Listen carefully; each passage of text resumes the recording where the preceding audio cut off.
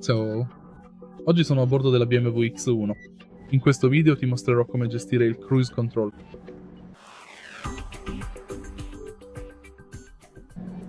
All'inizio ovviamente devi accelerare fino alla velocità desiderata e poi guardare sul lato sinistro dietro il volante.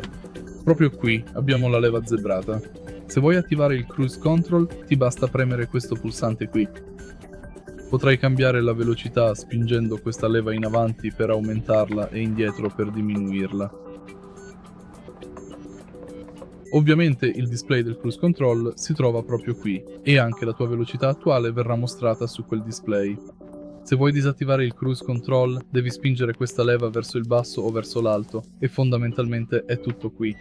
Se hai trovato utile questo video, lascia un like, commenta e iscriviti al canale.